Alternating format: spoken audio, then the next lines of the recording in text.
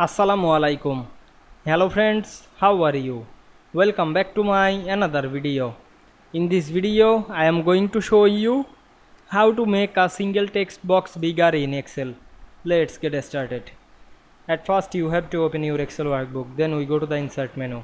Select the text box option and draw a text box and write anything. Now I am select the text, click and drag on our mouse, go back the home menu, increase the font size.